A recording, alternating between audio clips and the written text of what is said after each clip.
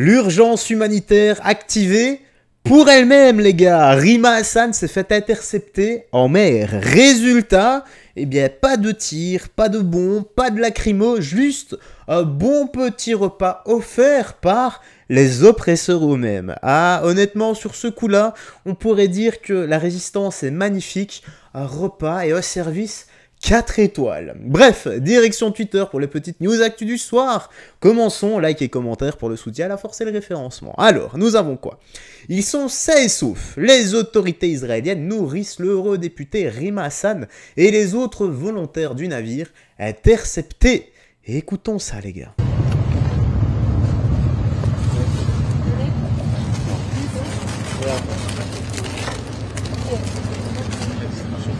Where is he?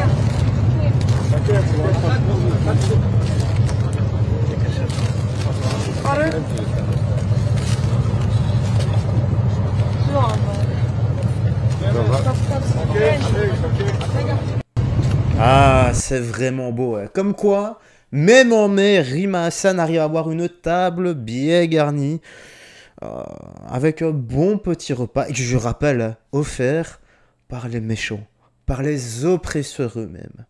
Ah, peut-être qu'elle va changer de discours, et peut-être, hein, peut-être, osons imaginer qu'elle changera de drapeau dans la rue également. Donc ce ne sera plus Free Palestine, ce sera peut-être Free Israël. Qui sait? Allez, la suite. Donc on a quoi? Alors ça sonne ça sonne comment maintenant plutôt? Donc Mathieu Atras, la version d'extrême droite de Mustapha El Atrassi. Ouais, donc c'est une parodie, hein. On va écouter ça. Mes frères belges, je vous aime, on est ensemble, on est unis, merci de remplir mes salles. Et je vous le dis pour la dernière fois, le temps qu'on perd à s'insulter entre Français et Belges, c'est du temps perdu à insulter les Arabes. Libérez du temps pour les Arabes. Libérez du temps pour les Arabes. Libérez du temps pour les... Oh, tu vois, frérot? Bah, je me casse vu que je suis arabe. Mais t'es sérieux, là? Bon, bah, l'arabe est sorti de ma salle, hein. S'il pouvait aussi sortir de la France, ce serait pas mal, hein. Non, non, arrêtez. C'est pas woke. On n'est pas mieux, là? Ouah, il y a un Français qui a pris sa place. Il l'a grand remplacé. Mes frères belges, je vous aime, on est ensemble, on est... Bon, voilà, c'est vraiment, c'est la parodie, c'est l'effet miroir, l'inverse. Imaginez si tout cela, si c'était pas une parodie. Comment est-ce que ça aurait été perçu? Comment est-ce que on aurait amené ça? Comment l'extrême gauche aurait-elle amené ça? Ah, je vous laisse imaginer, hein, c'est des marches et des marches dans la rue, et toujours hein, avec le drapeau palestinien, on ne sait même pas ce qu'il faut en France. Hein. Voilà, Free Palestine, qui diront. Bon, alors on a quoi? Flash, un mineur de 16 ans, ah bah oui, s'est rendu samedi soir à Bordeaux. Il était le suspect principal du meurtre d'un adolescent de 17 ans, poignardé à Dax après la victoire du PSG en Ligue des Champions.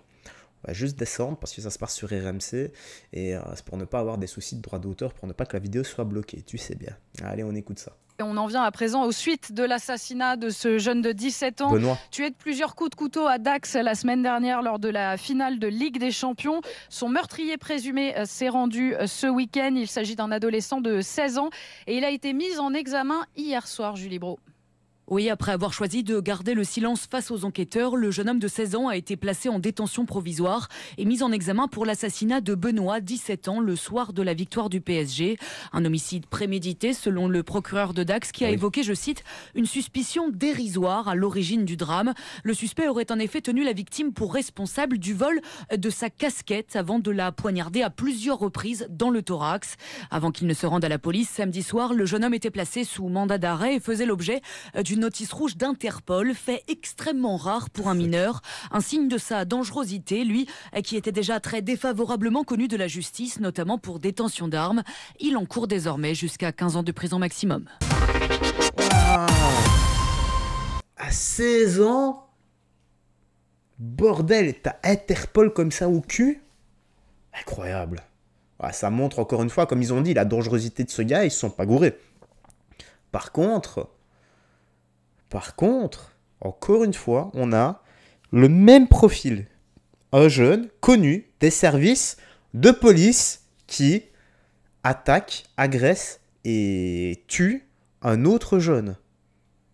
Encore une fois, la justice, l'État a le sort de Benoît, 17 ans, sur les mains. Et rappelez-vous, le discours de son père qui a, forcément, je comprends, une douleur, un choc et une pure haine. Et pour l'instant, c'est le temps du deuil et dans ces mots, on sent clairement qu'il a besoin, c'est même pas une envie, c'est un besoin viscéral de vengeance. Mais moi, ce qui me fume dans l'histoire, c'est que c'est 15 ans maximum de prison, mais dans ces 15 ans, il fera quoi? 5, 6 ans, 7 ans, 5 et 7 ans maximum. Et puis il sera de nouveau dehors, parce que c'est 15 ans max. Donc admettons, s'il prend les 15 ans maximum, vraiment la peine maximale, admettons, là, ils prennent 15 ans là maintenant tout de suite, il fera que entre 5 et 7 ans. Et il sera libéré ensuite. Donc lui aura le droit à sa deuxième chance. Mais est-ce que Benoît, lui, a eu droit à sa deuxième chance, à sa seconde chance? Absolument pas. Le mec, il a quand même poignardé plusieurs fois au thorax. Pour rien, comme ça. Ça me dépasse. Ça me dépasse. Si c'était vraiment juste, si on avait vraiment une véritable justice, eh bien ce genre de gars ne ressortirait pas de prison et il travaillerait en taux jusqu'à la fin de sa vie, 12 heures par jour. Voilà. Moi, c'est comme ça que je ferais. Encore une fois, RIP à la famille. Les pauvres... Donc, condoléances à la famille plutôt, et RIP le pauvre Benoît, quoi. 17 ans, la vie devant lui, ôté par un criminel de 16 ans, quoi. Truc de fou. Et là, voilà, ça continue. Un clandestin sous OQTF s'était introduit dans un domicile de Brétigny-sur-Orge en menaçant la famille avec une fourche, avec l'intention d'enlever leur petite fille. Je vous laisse écouter la réaction de ce monsieur qui, comme nous, en a ras-le-bol de la sécurité. Ok, écoutons. Donne la petite ou je te tue. Donne la petite ou je te tue. Il y a une espèce d'ordure qui est rentrée de force dans une maison à Brétigny-sur-Orge en avril dernier. Armé d'une fourche et cul nu, il a menacé une famille de la tuer s'il repartait pas avec leur gamine de 8 ans. Donc il y a tentative d'enlèvement d'enfants, menace de mort, effraction, homejacking, tout ce que tu veux, une hyperviolence, une banalisation de l'hyperviolence. Il est connu, c'est un OQTF algérien déjà jugé extrêmement dangereux par un psychiatre en France depuis 1 an et devine quoi? Pas de procès. Pas d'expulsion. Non, il y aura une expertise psychiatrique parce que monsieur entend des voix. Donc, on va défendre encore un agresseur. Je vais dire très clairement les choses. Je m'en fous que ce soit un OQTF algérien. J'en ai rien à carrer, d'accord? Je veux que la loi m'autorise. C'est très simple. Que si quelqu'un rentre chez moi pour me faire du mal, j'ai tous les droits pour le neutraliser. Parce que là, se faire menacer par quelqu'un armé d'une fourche, déterminé à repartir avec ta gamine de 8 ans, tout ça en te menaçant et menaçant tous tes proches, si on me dit non, la loi va rien faire parce que là, la famille, elle vend la maison. Elle quitte, elle fuit, encore une fois, on protège l'agresseur, on humilie les victimes parce qu'elles ne sont pas protégées. Il n'y a pas de protection particulière, il n'y a rien, on ne s'occupe pas d'eux. Donc c'est très simple ce qui va se passer. Un OQTF avec une menace grave pour notre société, c'est expulsion immédiate, d'accord? Je veux aussi qu'il y ait un droit à la défense réelle du domicile et de ses proches, et surtout, je pense qu'il va falloir créer une brigade citoyenne légale d'alerte locale. C'est-à-dire qu'on crée des gens qui sont là pour nous protéger et nous aider, puisqu'apparemment, les politiciens ne font pas leur job. Imagine c'est ta famille. Imagine c'est ta... Je pense que c'est au-delà des politiciens, là, c'est la justice qui ne fait pas son job. Je vous l'ai dit. On me dit tout le temps, tous les jours sur la chaîne.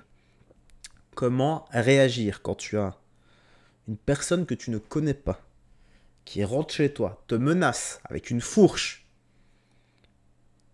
que de prendre ton enfant,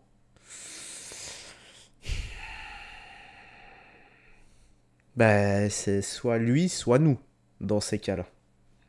Et honnêtement, je ferai tout ce qui est en mon pouvoir pour défendre ma famille, quitte à ce que je sois emporté, il sera emporté également. Voilà. Je suis pas Superman, contre une arme, je ne peux rien faire. Maintenant, l'avantage qu'il y a chez moi, c'est que absolument dans chaque pièce, sur les murs ou autre, j'ai ce genre de bricole. Tu vois? Absolument partout, de toutes les tailles, car disons que ma femme est c'est une acharnée de la collection de ce genre de choses. Donc voilà. Bon, ça peut être un avantage comme un désavantage. Ouais, mais bon, ce qu'il faut, malheureusement, c'est une arme à feu. Dans ces cas-là, parce que c'est une arme, une fourche, en plus c'est long, ça va te transpercer. Ça va te transpercer, surtout si t'es dans un petit couloir, tu vois. Puis va savoir, si ça te réveille pendant la nuit, ça dépend comment tu descends, si t'as la tête dans le cul et autres. Bon, lui, il avait le cul nu, quoi. Bon. Que faire dans ces cas-là? Enfin, moi, je vous le dis clairement, les gars. Si j'ai une arme à feu chez moi, je vide mon chargeur dessus. Voilà. Je sais que dans la Bible, il est noté « tu ne tueras point », mais là, ce sera un cas de légitime défense. Voilà. Toi, comment réagirais-tu? J'espère sincèrement que ça ne m'arrivera jamais. Mais la justice, là, déconne totalement. Encore une fois, de toute façon, nous sommes habitués. Allez, oh, attends, non, j'ai encore 2 petits trucs à montrer, je crois. Je pensais qu'on avait fini. Ah bah voilà, j'ai juste ceci, on va conclure là-dessus. Voilà. Il faut les taxer à mort, donc les gauchistes sur les riches. Donc je m'embrouille avec gros gauchos sans argument. On demande l'opinion des gens, ce qu'ils en pensent, des ultra riches. Vous en pensez quoi, vous? Oh, faut les taxer un max, hein. Qu'est-ce que tu vas faire avec autant de milliards? Ok. Est-ce que tu penses qu'ils sont pas déjà taxés? Bah pas suffisamment. Bah, quand tu vois que des ultra riches, ils sont moins, comment ça s'appelle, ils payent moins d'impôts que genre des gens comme toi et moi. Ah ouais? Bah ouais, avec les paradis fiscaux, machin. Oui, mais du coup, par exemple en France, est-ce que tu penses que l'inégalité, par exemple, entre les ultra riches et les ultra pauvres en France, elle est justifiée ou pas? Ou tu penses que, par exemple, ils devraient augmenter les impôts en France pour redonner plus aux pauvres? Bah dans tous les cas, tu vas pas prélever de l'argent des gens qui n'ont pas d'argent, donc autant prendre dans les richesses de Bernard Arnault, machin, tous ces gens-là, et les redistribuer après aux plus pauvres. Mais tu sais que c'est déjà le cas? Ah ouais? Bah, par exemple, quelqu'un qui gagne 100 000 euros par mois en France, il va payer 47% d'impôts. Ouais. Donc c'est la moitié de son chiffre d'affaires. Sachant que derrière, tu vois, il doit payer ses équipes, il a des managers certainement, des salariés. C'est ça qui fait tourner. Enfin, il paie quand même pas mal d'impôts en vrai. Pour être honnête, tu commences à m'emmerder, donc je vais juste y aller. Ouais, non. Je vais juste y aller. Bon. Il a été honnête. Il l'a pas insulté. Il a dit tu commences à m'emmerder et je vais me casser. Ouais. Bah parfois voilà, c'est un peu de réalité comme ça. Si tout le monde pouvait réagir comme ça avant de péter un câble, on se casse. Voilà, ça serait bien. Voilà, certains devraient s'en inspirer. Allez. La news actu du soir se termine ici. L'espace commentaire est à toi, toujours avec sagesse et respect. Garde la foi, que Jésus-Christ te bénisse et prends soin de toi. Ciao ciao.